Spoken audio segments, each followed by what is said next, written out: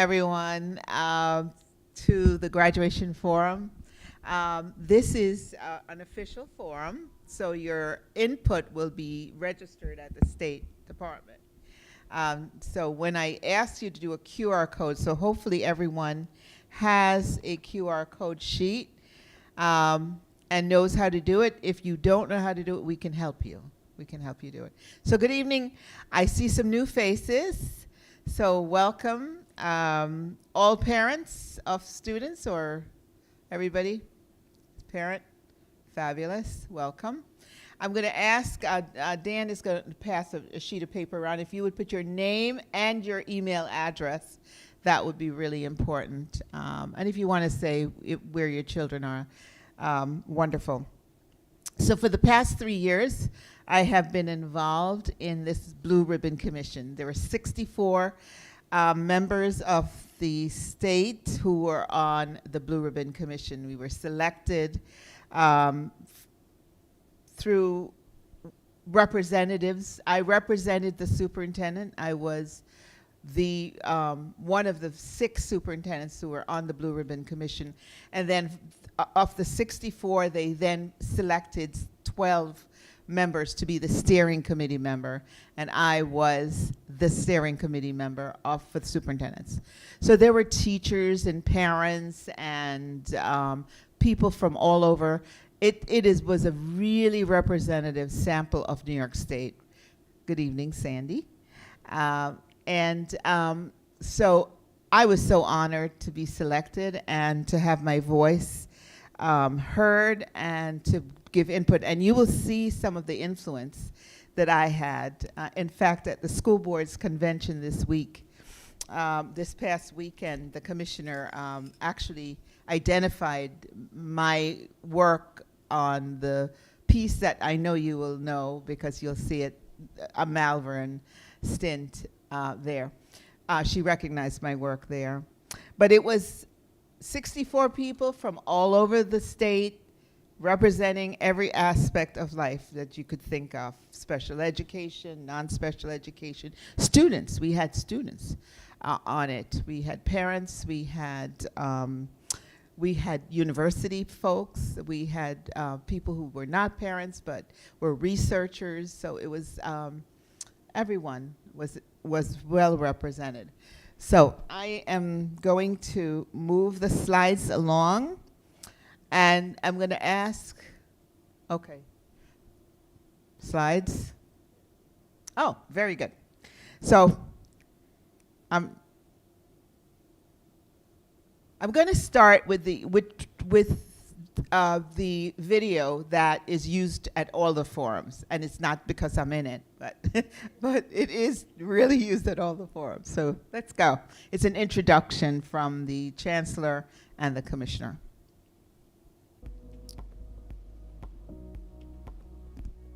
It's time that we need to reevaluate what we're doing in New York State when it comes to educating all of our young people.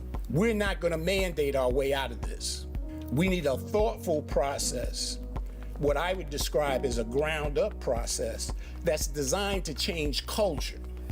We're on the path to changing the face of education. We get to think about what schools should look like, what assessments should look like, how we will serve children better. Through the work I've been seeing here, we will have an end product that every student will be able to achieve and experience that success and feel that their 12 years in education were worth something. We have parents, we have students, we have educators, we have nonprofits, we have higher education. So we have so many people represented. You have folks who are deeply invested in students with special needs, students who are over age from high school, students on accelerated tracks. And so the diversity in the room is probably the most rewarding. This has been an organic, authentic way to look at this issue. I am so grateful for everything you do every day. This group came together, did the work, and really made thoughtful change to what students' experience of high school will be like. By far the most rewarding part was meeting students and parents who were part of the student and parent advisory groups and co-facilitating those discussions, hearing what they had to say, and listening to their insights and experiences. Students are really needed in this process because they have the frontline perspective of what's going on in the high school. What surprised me most was how much people care about this and how much people care about my input. They were really attentive to what I said. I'm coming to this as a recent graduate of Eastport South Manor Junior Senior High School. Being able to give the student voice, especially on the steering committee and having that leadership role has been really rewarding. I feel like the education department are really listening to what we have to say and our opinions. How can you not be in agreement when a student says, I want voice, I want choice, I want more engagement? How can you not be in agreement with that? I was struck by how passionate everyone has been in the discussions and how honest and open people have been about sharing where they see the most needs for our state. I'm hoping our legacy is that we give students more of an opportunity to be who they are and show who they are. There's nothing more important than our students. That should be the anchor, the cornerstone, and the center of all that we do. So that is why it's so important, because they're going to inherit this earth. And we need to make sure that they have the confidence, the ability, the voice to be able to do that. And that's our responsibility. And I want to thank the state for really putting this together and for having the courage to take that question on. What do we really want education to look like? And how do we serve children better? That's courageous work. Your presence here makes a covenant, a commitment to our collective work. Thank you so much.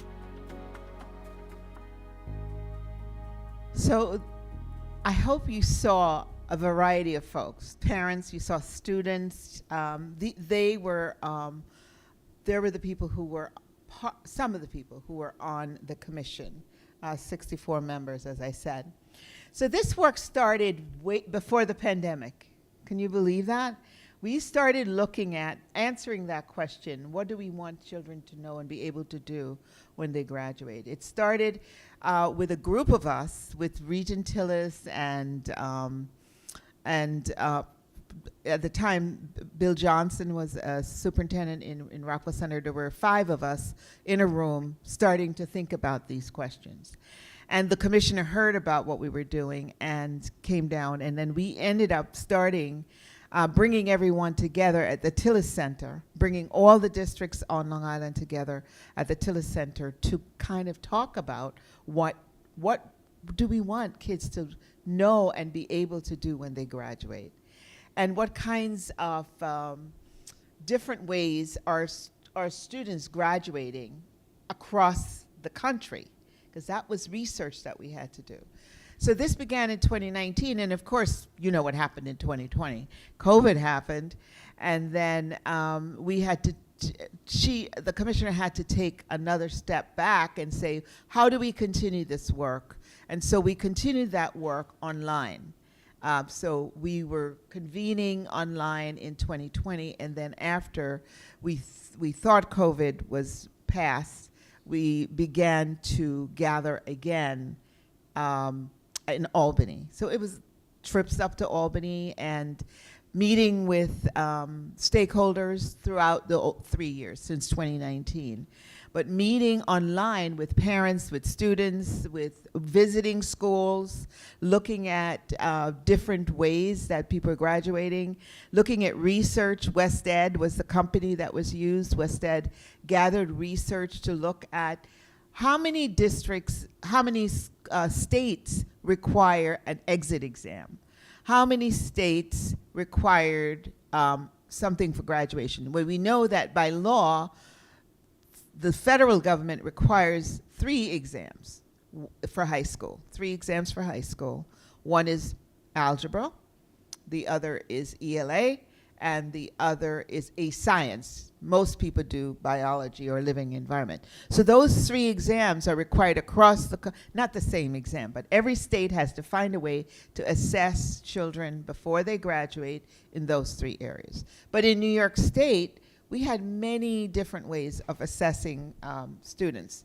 And we had the steering committee. This is, again, a parent advisory, a student advisory, many students, and a subcommittee. We had Board of Regents that were interacting. Regent Chin was very instrumental, and Regent Willis. But many of our meetings regents would pop in and out just to hear what we were saying. They never interfered with our discussions, though. They didn't lead us. They weren't leading us anywhere. They really wanted the 64 members to think about, to listen, and come up with their own conclusions.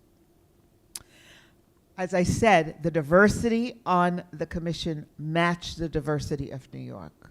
So in languages, in all different ways that we could be diverse, that was matched. So we argued and did lots of thought exchange. Every time we met, there was a thought exchange. Now, you are Malverne, so you know what a thought exchange is. But most people did not know thought exchange. But again, I told you, very much influenced by what practitioners have been doing. So we came up with, after all of this was distilled and analyzed, with some recommendations. And the recommendations, number one, and I have to tell you, the number one, by the way, if you leave your email, you will get this presentation. So you don't have to take pictures. I will send this presentation out to you, and you will have it. Why not? But the number one recommendation, and I swear, from every group that we talked to, was one diploma. Because in New York State, we have 3 diplomas. We have a Regents diploma, we have an Advanced Regents diploma, and we have what is a diploma, but you really cannot use that diploma for anything in employment or the any of the armed forces. So it was a meaningless diploma for some special ed students. And many of the special ed advocates spoke up and said, we can't continue to have students walk across our graduation stage and exit with a diploma that is meaningless. We must find other ways of assessing them. So the number one recommendation, I would say 95% of our respondents, every time we asked, was we must come out of this with one diploma. But we also must recognize people's work. So they said one diploma with seals. So seal of civic readiness, seal of biliteracy, a STEM seal, all the different ways that kids could demonstrate. It could be music, it could be art, seals. One diploma, but the one diploma must be meaningful for all children. And the other one is equally popular, but again, there's some pushback from folks, is that we need to reduce or modify our diploma assessment requirements to allow more assessment options. Now, here's what I want everyone to walk out of here with. We're not doing away with the Regents exams. That's not what this is about. The Regents exams will exist. But for some kids who might have to take algebra 5 times to graduate, that's gone. There are ways in which we must find other ways of assessing students and not assess them to death if that's not what they can do. But I am telling you, the other ways would be, and we're going to talk about that. So in other words, we have to build in some flexible options. By the way, one of the groups that we talked to schools in New York City that don't give the Regents exams, but they do capstone projects. They do alternate ways of assessing, and they graduate. In fact, those kids graduate almost like a dissertation, because they have to study a particular topic, defend the topic, and so they don't have to take the 5 Regents or 7 Regents or 8 Regents, but they really go deep into their what they know. So it's sort of a capstone. We also talked to kids who were, for example, in studying for an HVAC certificate. They graduate with it, they're ready to be hired. Plumbing, electrical, ready to be hired. They have certificates. But then they have to come back and do the Regents exams. So for those kids, if they were certificated, ready to be employed, we said we must find alternate pathways. Alternate pathways. Look, everyone is not going to be in the traditional frame, going to college, doing a baccalaureate degree. But there might, listen, if your pipe breaks in your house, you don't want a bachelor's, you want a plumber, right? So you want a mechanic, you want people, so that we must pay equal attention to developing the CTE part of our graduation requirements. And then finally, not finally, there are 12 recommendations, but there are grouped together by like categories. So performance-based assessment, we said, look, all things need to be equitable across New York State, because upstate New York, in some suburban districts, in urban districts, in rural districts, they may not have the same capacity to deliver on performance-based assessments. So we need to be sure that the state develops rubrics, really clearly defined rubrics, so that what I'm giving as an exemplary work is the same as a rural district would be doing. So this cannot be done unless the state creates, and the state has to do that. We can't do it. There needs to be state-developed rubrics to guide this work. It can't just be that they put it on districts to do that. So we want to make sure that everything is equitable. So those were 3 of the 12 recommendations. Okay, we also talked about reorganizing credit requirements. So for example, we used the Connecticut model. Connecticut actually graduates, they don't have Regents exams, but they graduate students by buckets. So for example, if you were really a STEM kind of kid, you could take a lot of courses in that area, and you can organize around STEM or the arts, so that rather than specific courses. So if I were taking, let's say I'm taking a science course that doesn't lead to a Regents, but it might be a physical therapy course or something in a health science, that would be part of your STEM bucket. So rather than do the 22 individual courses, because that's what we have now. By the way, did you know that this 22 credits, the Carnegie units, that was invented in 1906. In 1906, we were preparing students for an economy, for an industrial age economy, factory-like. So we do 1 of this, 2 of this, 3 of this, and everybody does the same thing. That's what a factory economy does. But what are we, do you know, I went to a conference last week and the keynote was a robot. I swear, was a robot. And I interacted with the robot, asked questions, and the robot answered me. That's what my students are graduating into. A robot can do that work. So we better prepare students to be critical thinkers. We want students who know how to act, problem solve, critical thinking, and you'll see that come up. Because if you are doing the work of robots, that's not where we're at. Okay, so we need to reorganize our credits so that it's not everybody doing the same thing, 22 credits of the same thing, but really around what interest will be, what we're preparing them for. We also said in our diploma, we need to be sure that our students are literate. And by literacy, we said media literate, digitally literate, the usual literacy that you talk about, reading, writing, and all of that. But the literacy, financial literacy, that was one of the things we insisted. And that the reading and writing skills must be real world, reflective of the real world. So that was really, really, really important. So our credit requirements were around civic responsibility, ethics, cultural competence, and all of that. And then another recommendation said we need access to CTE, career and technical education. So we really have to pay attention to it and make sure that every district has the access.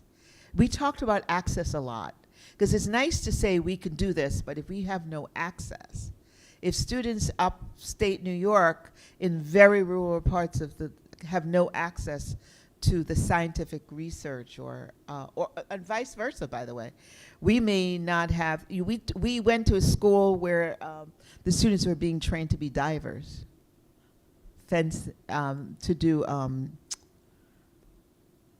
underground diving, where they melt metal, and what do you call that? Welding, underground welding. Because what happens when a ship needs to be fixed? You have to, and let me tell you, that pays a lot of money, And that was a high school in New York City. Those kids got up in the morning, suited up, and went diving. So they became good divers, and they be good welders. So those are the kinds of things that we have to be open to prepare ourselves for the future. Okay, the next set of recommendations, again, they're all grouped for interest and commonalities. So to create more specific tailored graduation requirement to address unique circumstances. So for example, we have students who come in from having crossed difficult territory, new to our country, and they're refugees, they're fleeing political issues in their country. And when they come here to the high school currently, we say, you must take global history, you must take US history, you must take, and you have to jump through the hoops. Some of them are not even literate in their own language. And then we expect them to meet all of the requirements that everybody else has been prone to. But they may come with lots of experience and lots of know-how that we need to tap into. So that was one of the things we said we had to do. And then we also said we need to provide exemptions from diploma assessments for students with significant cognitive disabilities on major life events and extenuating circumstances. So for example, we had students who got deathly ill, and I meant deathly ill, in their senior year, and were not able to get a Regents diploma because they were in the hospital, and in fact died. And the law said, no, they don't get a diploma. So that was changed. Actually, that was the first thing that was changed in the May Regents meeting. That was adopted right away because they saw how egregious that was. So that's already there. Or if there's trauma before sitting for an exam, a parent dies or something, that we may be able to say, okay, you don't take this exam, but you take an alternate exam. Because, what we said was, well, during COVID, nobody took an exam, but they graduated. Right? So there has to be another pathway if there is a tragedy for us to be able to address that. So that was recommendation number 9, to be able to confer high school exams posthumously. Next set of recommendations, and we're getting down to the last set. You can't do this without the colleges being in line, because the colleges have to recognize that a different student is coming. Colleges right now are not even prepared. I did this same forum at St. John's because I thought it was really important that the universities, I did it at the School of Education, that they prepare our students differently for the different world that they're exiting. So colleges, the teacher prep program need to provide the kind of preparation that will prepare them for the students that are in front of them. And also require professional development plans, including culturally responsive, sustaining education practices and pedagogy. And finally, to revise the learning standards to better align with college and career aspirations, emphasizing higher order thinking skills and competencies, and use culturally responsive sustaining education. It's a big way to think about it, but really, if you look at the framework on the state ed website, is to have welcoming and affirming environments, to have curriculum that is respective of all cultures, to have work that is respective of all cultures and peoples in this country, and diversity, equity, and inclusion, making sure everyone has access to high content, high concepts all the time, and that every child is challenged every day, no matter what their cognitive level.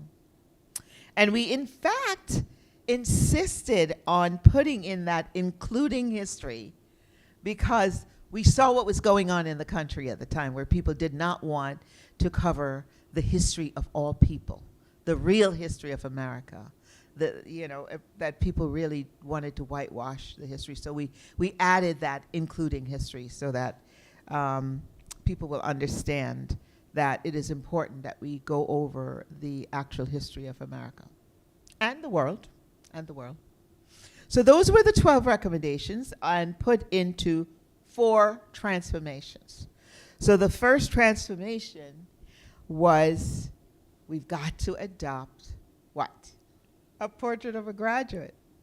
Well, I was influencing that. And redefining credits to expand learning experiences so that if someone were here's one example. We had a young lady who got up every day at 3 a.m. She was on the Olympic skating team. 3 a.m., she's out there practicing. Think of all those gymnasts and everyone. And then they come into our schools, and what do we tell them? You got to do phys ed. You got to do phys ed every single semester, every quarter. And we said, why? If a student is a 3-season athlete, might not that count as part of the phys ed requirement? Now, I know physical education teachers don't like it because it's jobs. I understand that. But think about what that student could do for some of our kids who never even have a lunch break. But they're rushing out, they're on the football team, they're on every team. This is Malverne, we do a lot. That they might be able to free up one part of their schedule. But that's just an example of redefining the credits to expand learning experiences. And then sunset the diploma assessment requirements. That is making sure saying everyone has to take the same number of assessments. And then the 4th transformation is move to 1 diploma. It's sort of like backwards because the first one was move to 1 diploma. So our current system of education, we do not have a portrait of a graduate in New York State. Many states have it, but we do not have it. And they know that some schools and districts have established local portraits of a graduate. So the first thing we did, actually, it wasn't the first thing that we did. It was after we had done the 12 recommendations, we asked people what are the skills that they wanted to be sure that students would have when they graduate, just like we did here. We went through that same process. And what did we come up with? The state came up with their portrait of a graduate. Now, there's a lot of crosswalk between their portrait and our portrait. And it's really important that you take a look at this portrait because it is upon this wheel, those sub-skills, that graduation requirements will be based. Every student graduating will have to demonstrate that they are critical thinkers, problem solvers, literate across content areas, global citizens, effective communicators, so have the social emotional competence and cultural competence. So it's almost the checkbox, not the 22 credits, but this portrait of a graduate that you will have to demonstrate. That will be a graduation requirement. How we're going to do it, how we're going to make sure that this happens and that it happens evenly across the state will be the challenge. But that portrait of a graduate will be the basis of the graduation requirements. You see how much Malverne is ahead of the game? We really are, because, in fact, we started Portrait of a Graduate. In fact, tomorrow I'm going to Downing for their Portrait of Success ceremony, because they're going to be identifying kids who have demonstrated some of these qualities that are in the Portrait of a Graduate from Malverne. And they're going to get awards tomorrow based on the Portrait of a Graduate, because they've demonstrated. At Davison is already doing it. The kids are already telling us where they have been resilient. I've been resilient when. I've demonstrated critical thinking when. So we're infusing some of that language into how we're teaching K through 12. If you go onto the Malverne website and you click on Portrait of a Graduate, you'll see our Portrait of a Graduate, but you'll also see a framework that identifies what the skills are at each grade level. So we've already done the work that the state is about to embark on. Think about it. We're ahead of the game in Malverne. So if you look at it, the diploma will be based on the Portrait of a Graduate, the state's Portrait of a Graduate. And those symbols are those sub-skills that you saw in the wheel. We have our own symbols, but we will, in Malverne, we will crosswalk our portrait to that portrait, because that's what we have to check off for graduation. And there are multiple ways that you can demonstrate being a problem solver, a critical thinker, and all of that, but it will be cumulative. So at each grade level, you will be able to identify what it means. And you're building that skill K through 12. So I will remind everyone, if you sign in and you put your email, you will get this PowerPoint. So you don't have to take pictures. So you got the first QR code. I want everybody to to take out your phone, and if you need help, let me know. Take out your phone, and the first QR code is, what does it mean for a student to demonstrate these qualities, the Portrait of a Graduate qualities? So I'm not going to have you do them all tonight, but I want you to do this one, to open your phones, get the QR code, and then fill it out. I'm not going to give you all 3 minutes. Just do one portrait. What does it mean for a student to be or demonstrate? So you can either use the QR code up here or use the first QR code on the sheet that you have. Anyone needing help? I'll give you a minute to do it. And then I'm going to ask someone to share with me what they thought, because it's an interactive session. Anybody needing help? Very good. Huh? They can't. They can do the QR code. Yeah. Online, if you're online, you could do the QR code. You can use the phone, hold it up to your television or computer screen, and you can do it if you're online. But you can't discuss it. That's the problem. As I said, it's an interactive session. So, any thoughts? Anyone want to share what they have, what their first thought about what does it mean? Would you like to share? Sure. Name? My name is Patricia. So I was looking at critical thinkers, students being able to analyze information carefully, break down complex information, identifying key points, evaluate sources for credibility and bias, ask meaningful questions, etc. Oh boy, I called on my A student, right? Okay. So no. I'm not going to do them all. But the point is, you have the QR codes. When you go home, you can use the QR codes to do all the others. That's how I cut back on time. Is there anybody else who would like to share? Okay. I should have another mic. It's all right. I get my steps in. Good evening. I answered the same question as a critical thinker, to think and evaluate the information you learn or receive to determine whether it's factually accurate or if it makes sense. Example, colonialism. How can you discover a country if people are already living there? Excellent. And you know what? The state is waiting for these answers. Your input is going straight into the state database. So I really am asking you, when you have some time, finish the others. It's really, really important, because the state is going to take your input and then come up with the definition of critical thinking based on what you've said, or problem solving based on what you said.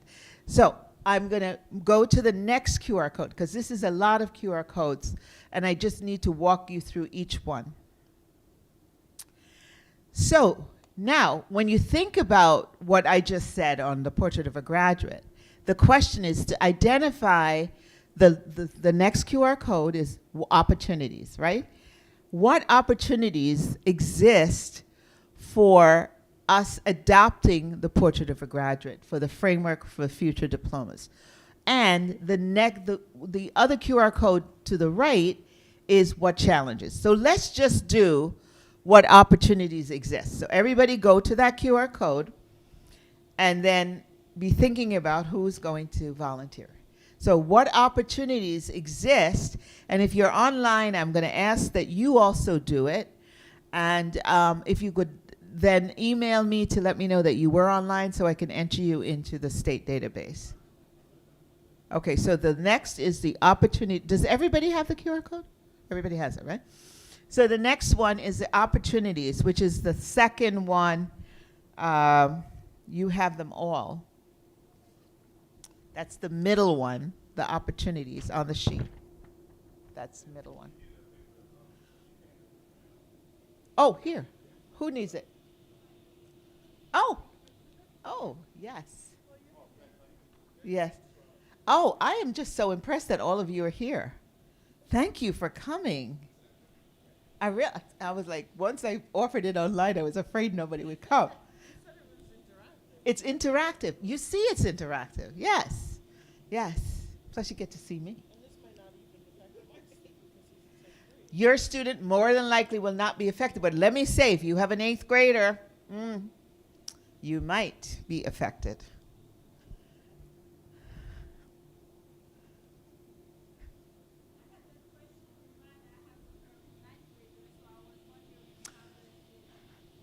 I don't know. November 4th, I'll have that answer, because the Board of Regents will be adopting this on November 4th. And I'm sure those questions, because those, by the way, in the end, the questions you have, you need to put in, because that's the last thing that we will do tonight, is what questions are you leaving here with? You know, so, but it's nice to hear. So your question is, I have a 9th grader, will that 9th grader be affected? And my answer is, I don't know. I don't think an 11th grader is going to be affected, because I think it would be too fast. But 10th, I don't know. I don't know. The answer is I don't know. But even the discussion, like how you were saying that you're changing, I already see it with how he's in capstone seminar and research, and how he is able to determine that path for himself right now. He's not a math student, he's not a science student, but right now the high school is allowing him to take these other classes that are interested in him more, and he's already thinking about, I want to do something exciting, but I don't want to sit at a desk all day. So he's already saying, I would love to do the ATF or something in law enforcement, but he still wants that English aspect to it. So he's really thinking about it, which is surprising for me, because he really hasn't from this point. But and that's what Capstone does. Yeah. Capstone opens up opportunities. And so if you look at Capstone as a model, it really just opens, you know, it's not just for the elite, it's for every kid. Every kid should be able to you know, to follow a different path. So anyone wanting to share an opportunity before we move on to a challenge? What opportunities do you think exist? Well, Andrea, I think you just articulated it, right? Yeah, I mean, he's not a math student, and we've struggled the past 3 years with math. And I wasn't a math student, but to see him, we went out to my brother's yesterday, and we were in the car together, and we had it's the perfect time for discussions because they're trapped. And he really opened up about what he wanted to do, and it was just interesting to finally hear him talk about it. And I think it came about this year more because he is taking these classes that interest him more. And he doesn't have to worry about, oh, I got to take algebra again. I have to take geometry again because I'm not passing. And he doesn't, and I think that's just a great opportunity for him. So it's important to come to these because the Regents aspect might not affect him, but all the other stuff does. Perfect. All right. Nothing is ever perfect. What are the challenges? What are some of the challenges? Yes. Well, hold it because the people online need to hear you. How do we make sure that students do graduate with a broad set of skills? Because the world requires adaptation, and you can start out doing one thing and evolve into something else. I mean, that's what happened to me in my professional life. All right, so you're going to put that in to that last QR code on the right. So make sure you do a challenge. Make sure you do an opportunity. It's important. I can tell you one of the challenges that has come up as I've done these forums is how do we make sure that there's equity across the state? That issue of equity. And remember, I talked about the rubrics. If they don't do rubrics and make it very clear what is acceptable, then we will create a system that is not equitable. So that's a challenge that we have to, that I hope that you will put in because it's important that, that the state recognizes that. Could you sign in for me, please? Okay, let's move on. Some of the QR codes I won't do, but some I will. So our current system, and I told you, Penn, this one, right? Okay, great. Thank you for coming. And here's your QR code. Thank you. So currently our credits requirements are currently earned through completion of unit studies. A minimum of 180 minutes of instruction per week, and credits are separated by content area. So to graduate, you have 3 credits in math. You've got to do, 2 U.S. history, 4 in English, 4 in social studies. Those are the pieces that I said the 22 credits are. But the transformation number 2 says we want to redefine our credit system. So we organize the diploma by the portrait of a graduate. Remember we talked about that? So it's really showing those skills. Add a new requirement for CTE and financial literacy. And also expand ways for students to show evidence of their proficiency, which is what you're talking about, Andrea. So it all reinforces the direction that we want to move in. So there are lots of ways that students could show that they are proficient, and that these are just examples of ways that they could do. They could be some students have internships, externships, work-based experience, capstone that you just talked about, early college P-Tech, earning seals, taking the traditional courses, participation in the arts. Think about our arts program here, passing approved assessments. So everything is in the mix. Everything's in the mix. That's what they mean by expanding learning experiences. So it's not just the old rote way of doing it. So this one I'm not going to do. In addition to the courses and assessment, what other experiences could students use to demonstrate proficiency? This one I'm not going to do the thought exchange, but I'm going to ask you when you're home if you could consider that. At the end of this discussion, you might have some ideas. But I've learned that this one takes a little bit more time. Identify the opportunities and challenges related to redefining credits. Any opportunities there that you want to discuss? Anything that you can think of that are opportunities? You don't have to do the thought exchange now. You could do it when you're home. Well, tell me, any ideas about what the opportunities will be when we're redefining credits? Any opportunities there? Any ideas? I think that it allows students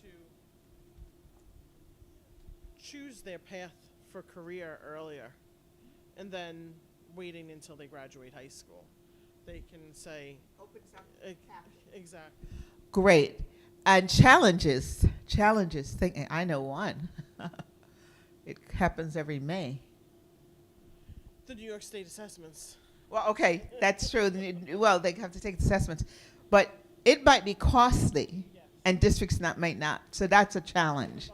The budget is in May, so it's a budget. How do districts afford making sure that everyone gets access to CTE? CTE programs are very costly.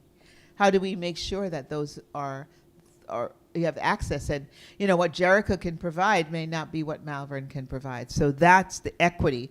Again, equity, always equity. So if you can, when you're home, and those of you online, if you could do those opportunities and challenges, that would be really appreciated. Even if you put one thing in, it's worth it to do it. Okay, currently, as I said, students do 22 units of assessments, and they have to take 5 assessments, minimum of 5. They could take a little bit more if they are doing the Advanced Regents Diploma. But minimum, they have to take a math, an English, a science, and social studies. 2 social studies, minimum. So the transformation number 3 is we will sunset diploma requirements. They no longer need to pass the Regents or the +1 pathway assessment to graduate. Now, this is the big pushback that you're going to hear from a lot of people. It's what you mentioned as a sentiment. So you no longer need to pass, the emphasis is pass, in order to graduate. But you must take the courses to graduate. Because think about it. New York is one of 10 states in the country that requires an exit assessment for graduation. Only 10 states require that. What about the other 40? Don't they go to college? Don't they do well? Connecticut doesn't require it. Connecticut does really well. So that's one of the pushbacks that we had. Like, people are saying, why are we punishing kids? The same kid will go to the same college that your child goes to, but they didn't have to pass an assessment. They had to pass their course. So the idea is to make sure that our courses are rigorous, that they maintain standards, that they're tied to the New York State standards, and that we're not just letting them leave without the knowledge and content. But there's some kids that are not test takers. And state assessments will continue to be administered by the ESSA requirements. That's what I talked about. They will still have English, math, and a science. That's ESSA, federal requirements for ESSA. So here's an example of how students could demonstrate proficiency. So the student on the left could be considered a graduate of New York. They would have earned a seal of biliteracy. And by the way, seal of biliteracy means that you've taken AP foreign language in 2, AP, successfully completed a capstone project, and successfully completed an English composition course. That student would have demonstrated proficiency. The other student on the right successfully completed Digital Media Communication CTE program, passed the state exam in English Language Arts, completed a summer internship for the community newspaper. So those would be proficient ways of demonstrating proficiency. in ELA. So, this one I do want you to do. So this one, if you look at the diploma assessment requirement, I would ask that you identify an opportunity for sunsetting the diploma assessment requirement. Diploma, so that's on page, well, the pages are from the text. That would be on page 29, top left, if you could do that. What are the opportunities? And and to the right, the challenge. For those of you at home, I basically have all the QR codes on a separate document, but you have the QR code that you can do. That is what identify an opportunity for diploma assessment requirement being sunsetted, and a challenge. So first an opportunity, and then a challenge. An opportunity, and then a challenge.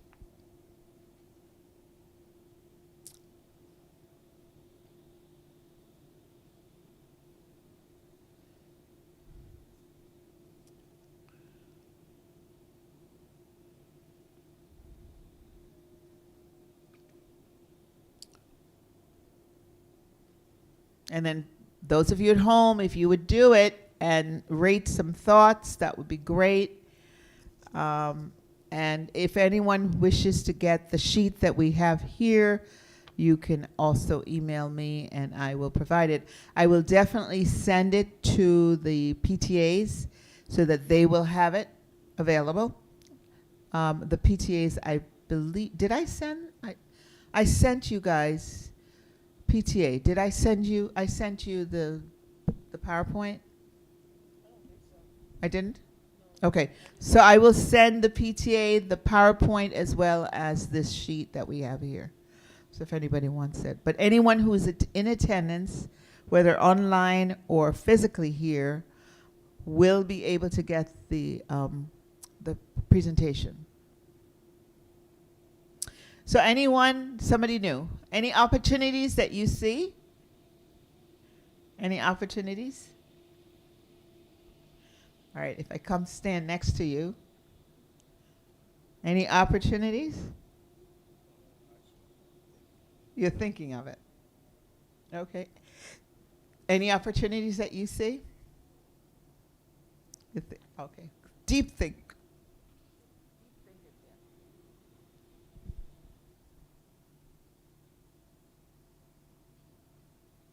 Are you stumped? All right. You have an opportunity? It's learning pathway, more inclusive, skill-oriented. Okay. I just have personalized learning pathway, which can lead to more inclusive, skill-oriented graduation or students. That makes sense? Yeah. Personalized learning. Learning becoming more meaningful. That's an opportunity. Kids are doing things of interest to them. So you can put all of that in that opportunity. But at the same time, the challenge, I think the challenge is making sure that we hold kids accountable. That will be the challenge. Holding kids accountable. And if the diploma, if they're not passing the diploma, which is, if they're not passing, if they're not passing the assessment, making sure that that alternate way of assessing students is equally rigorous. That would be the challenge. That's a huge challenge. And I basically think that that challenge will cause most people to stick with the Regents exams. Wait. You gotta wait. No, Heather Willick just texted me. She said you sent the presentation to the PTA president. I did, right? Yes, you did. I So did. I know. that's Yeah. the only thing I was saying. Thank you, Heather. I thought I did. The presidents. I sent it to the presidents because I wanted, I wanted to make sure that they had. So the presidents have the presentation and they have the, and I'll send the QR codes, but the presentation has it. So anyone can, and by the way, Heather and everybody else who's listening, if you have it, you can pass it on to your members, because it's, you know, yes. You wait till I come all the way up here. This old lady. God. You're helping me with my steps? Okay. So how is New York State going to be able, with all these different pathways to graduation, how is New York State going to be able to make sure that the quality is there? Put it as a challenge, quality control. Put that in as a challenge. That's huge. How do you have quality control over this? I mean, when it's an assessment, it's pretty easy to have quality control. Sandy? So I would say another challenge would also be the timeline. Like, would this be phased in? Would it be this is the year this is happening, and, you know, mind shift? You know, I don't know how to approach that. Make sure you write that down. That's important. Okay. All right. Now you understand the state wants to hear from you before they go forward. Okay. So I told you the current students earn 3 different types of diploma, and districts can add local requirements. So some districts can say that and service learning will get you to graduate. Well, the state has now said advanced designation would become a seal. So you could still do what you did before, but it's now a seal on the diploma. You must confer diplomas to students who satisfy the state's requirements. You cannot say you didn't do your service learning, you didn't do XYZ, you can't graduate. And I know there are districts that do that. They withhold graduation for their imposed requirements. So the state is saying you cannot impose additional requirements. You must give the diploma if the student has shown that they have done the portrait of a graduate, given evidence that they're proficient in those areas. But we can add additional seals and endorsements to our diplomas. So what are the opportunities for one diploma? I know if you're a special ed parent, you're saying yes, absolutely. So one of the opportunities that you have to put in, this came really loud and clear from parents of special ed students who have graduated and could not find jobs, could not be even accepted into the armed forces because that diploma was meaningless. So one opportunity is that diplomas will be meaningful. So make sure you put that in. One diploma, everyone, equity, that's one. And then a challenge will be, this is what I've heard from, just because I've done this so many times, one of the challenges is how do you convince people that this is not watering down what we currently have? And my answer is always, well, we're one of 10 states that do this. The other 40 states don't seem to have a problem exiting their children by having courses that have identified curriculum, rigorous work, making sure the assessments are there. So that's one of the challenges that I've heard. But do you have other challenges that you might want to think about? Opportunities or challenge? Either one. I'll take either one. Opportunity? You look like you want to say something. Go ahead. I'm curious to know, like, what the endorsements and the additional recognition on their diplomas would benefit them at all. Not that we want to discourage our kids to work hard, or is it more of a recognition because you work hard and you're being acknowledged for passing your regents or taking all these extra credits? Does it mean anything to colleges when you apply to them? Like, I wonder, and I'm curious to know if, you know. I can't answer. Rebecca would be a great person, Rebecca Gottesman, who's our director. But I have to say that what colleges are looking at are the courses that you take. They're looking for people who do a rigorous program of study. So if you have the ability to, and you don't take courses that challenge you, because the whole idea is to challenge students every day. So colleges are looking at the courses you take. That's important. So it's not so much what the assessment is. Because, I was a physics teacher. That's my background. I taught AP Physics.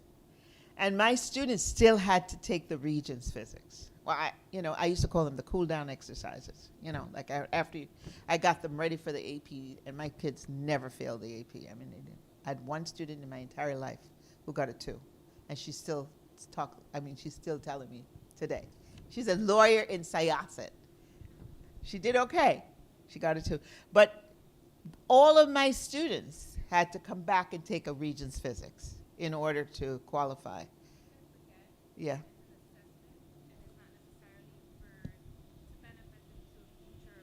Right.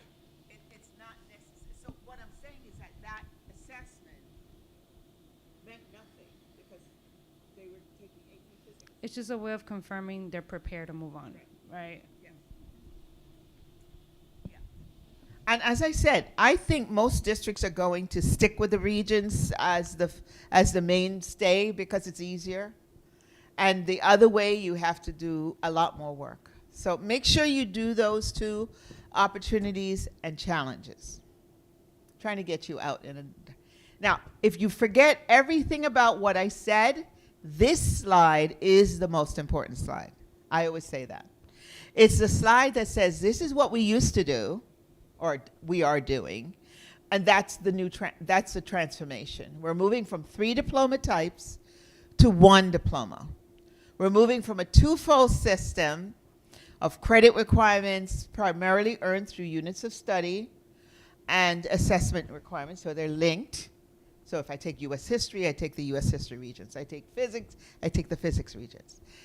To evidence-based system with multiple ways for demonstrating mastery and eliminating an assessment requirement. You could take the assessment, you're not required to do it. And here, districts can add local requirements, like that's the old system, service requirements and all of that. The new system, you must confer diplomas to students who satisfy the state requirements. Districts don't have that choice. Most important slide of the whole thing. Again, these are the proposed transformations, the 4 things: adopting the portrait, redefining credits, sunsetting the diploma assessment requirements, and moving to 1 diploma. Those are the 4 transformations. What financial implications do you think we would have to consider as we move forward? What are some of the things? Your residents, what financial implications do you think? Are there financial implications? Yes. Taxes. We have to, because if state aid isn't coming, I tell you, I'm going to have to cut something in order to deliver. If I cut the very thing that is CTE related, will the state provide, that's the question, will the state provide the financial wherewithal to do the rubrics, to do the staff development, to make sure colleges are preparing our students, make sure CTE is available, make sure all of these new courses that we have to put in, financial literacy, digital literacy, all of these things, CTE, robotics, all of these things that are of interest to students while supporting the arts, because that's an interest to students, and athletics, all of those things, that's the financial implication. How do we afford this in a 2% budget cap and the state not providing foundation aid? Right now, in December, the state will be rolling out a new way of doing the formula on foundation aid. And that could kill us, could kill all of this. Sounds good, but we have to have it. Your final thoughts. Now, this one you have to do. This one you have to do. Folks at home, you must do this. What thoughts do you have about the Ford transformation related to future diploma requirement, and what else does the department need to address? Now, many of you mentioned things. This is your opportunity. Please, final thoughts to be addressed. So the first, final thoughts. I think that's the last QR code set. So I want you to do the final thoughts on, you could do the financial implications at home, but what final thoughts and what still needs to be addressed? I can tell you right now, the rubrics have to be addressed. The training for teachers has to be addressed. The staff development has to be addressed. The colleges have to be addressed. So all of those things you better put in, because I want to make sure Malverne has their voice, but you can think of other things. What else would you have to be addressed? Equity has to be addressed. So put your final thoughts in. I'm going to give you a few minutes to do that. Then I'm going to ask folks to share. If anybody at home knows anybody who's in the room and wants to send their thoughts to be like Heather did, that would be appreciated as well. But make sure you put it into the QR code.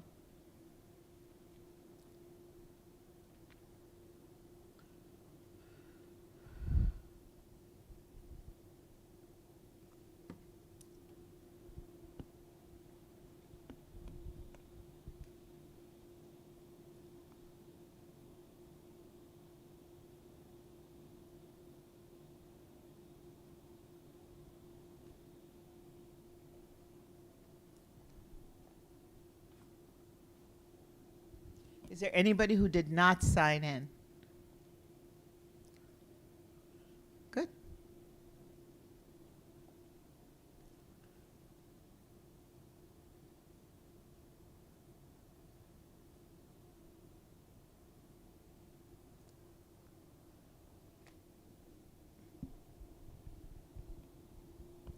Okay, final thoughts. Anybody want to share?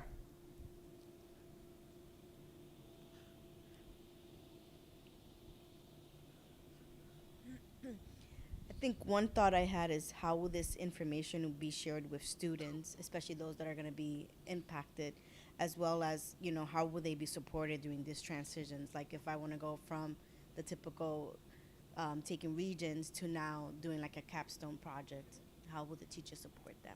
Excellent. Make sure you put that in. Anybody else? Final thoughts? Come on. What are you thinking? Give me anything that comes to mind. What about the student for the last year in the school? How the parents can participate and still thinking about all these things? Because my son will be graduated this year. Well, I so appreciate that you came, and I see that you voted, so you already are civically engaged. Thank you very much. You've demonstrated. In fact, that's what I did before I came here. If your son is a senior, I would say if you're a junior, I don't think you're going to be affected. I can't see them. And knowing state ed and knowing how fast the wheels turn, and I'm being sarcastic, I don't see it happening for the class of 2026. But after that, I don't know. If I were predicting, I would say it would happen for the class that's in 8th grade. Because in the past, when they did transformations, they did it so that once you hit the high school, that cohort got affected. But I cannot vouch for that. I do know the senior class is already in the pipeline. They've finished their stuff. Juniors are halfway done. Most of our juniors, by the way, have finished their 22 credits. Around here, they're done at the end of the junior year. So very few are affected. So I would say if you're a 10th or below, you might be affected. I guess a final thought I have, not necessarily for this school district, but in terms of equity, like maybe how is this going to be implemented statewide with districts that don't have the resources or don't have the funding to try to make it equitable for all their students, and then will they then get discouraged and not want to participate even though it's a state mandate? Perfect. Make sure you put that. That was perfectly said. And throughout this entire night, I have spoken about equity, the idea of equity. You know, we are really fortunate. You have no idea. We are really fortunate in Malverne to have a thriving program. This community throws their support behind the arts, throws their support behind having students explore opportunities. It comes at a cost. It comes at a cost. You know, we don't have the highest salaries on Long Island. We are pretty low. We do. And I know the union is probably listening. Hello, Michelle. Thank you for all you do. Our teachers are dedicated public servants. They really are. And we appreciate what they do. And I'm talking about everyone. It's at a cost. We may not do certain things because we value other things. And our decisions in Malverne are student decisions. We open opportunities for students. So we may not, so it comes at a cost. So when we talk about expanding how we do credits, the question is, how do we fund it? And how does a district upstate, there are districts upstate, they don't have certified teachers. They don't have access to certified teachers on a daily basis. This is this country that we have. When COVID hit, how many districts do you think were like Malverne? Very few. Very few. In fact, my first year here, everybody was sending me, because they wanted to play Malverne, because Malverne was broadcasting their games. Think about it. My first year, we did the play online, remember? We did the play online. We had the technology to do it. We did that and it was Les Miserables. That was not easy. That was, and here I was away. Think about all the things. Our marching band just went up to Syracuse. Do you know how much money that costs? It was a lot of money. You don't realize it, but every teacher that went, it put the instruments, we put students first, and we open opportunities here. And I am so proud that I'm a part of a district that does that. But I think about other districts that are not. I think about a district on Long Island that doesn't offer APs. Not one. Not a single one. Think about it. We offer 23 APs in a district our size. We had 86 scholars in a class of 150. 86 of them were AP scholars. So we are very, very fortunate to have a Board of Education, parents who support, our PTAs who support, but not everybody has it. So that whole issue of equity, very, very important. So you must do these at home in a timely manner. The Board of Regents is going to consider this November 4th. So I'd say by Halloween you need to do this. You need to finish doing this. That's your homework to do it. If you really want your input to be heard, and I heard some fantastic questions, some fantastic ideas. What you just saw, I've done this around the state. It's a 3-hour presentation if I were to do all the thought exchanges. But I know you, and I know you could do this at home, and I'm respectful of your time. And I so appreciate. I didn't expect anybody to be here. I really didn't. And here I have a full audience. I am so appreciative.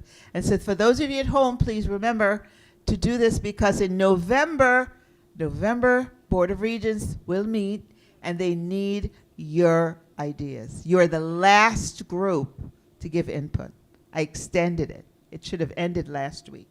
I extended it. Could they possibly, it's just a simple question, could they possibly roll out the diploma requirements without doing the other aspects like CTA? They want to roll it. No, it's 12, and we were very, very clear on this.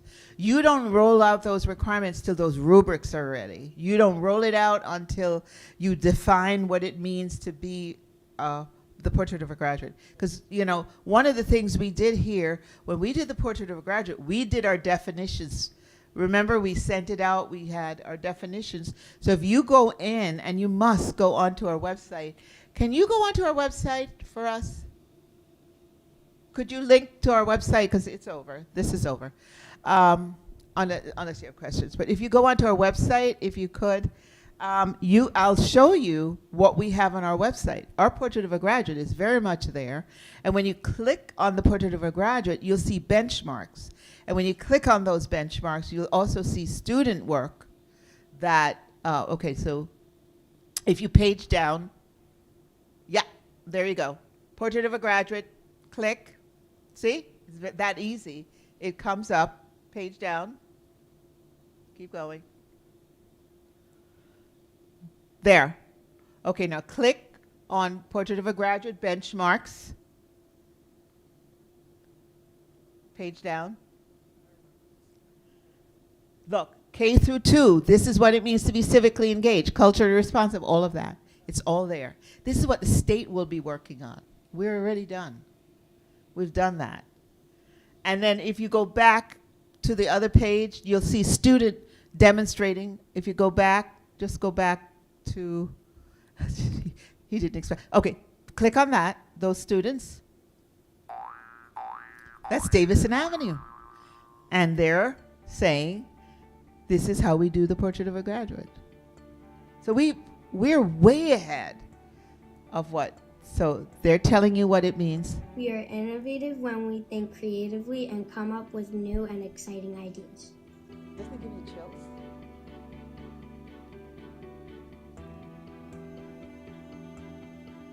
We are collaborative when we work together as a team and respect each other's opinions.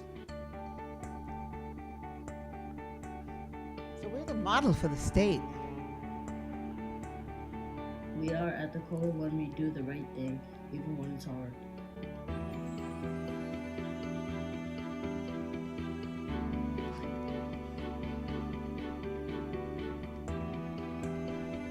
We are resilient when we keep trying and never give up. Now that's what it means at that level. Now at each grade level, we define it differently. We are digitally fluent when we navigate technology safely. There. See?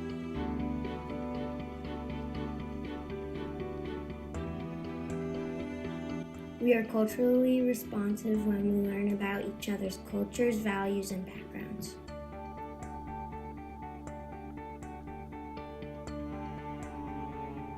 We are civically engaged when we participate in community service initiatives that better our world.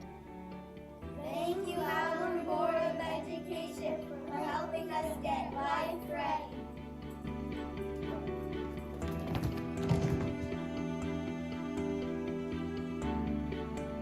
That hope?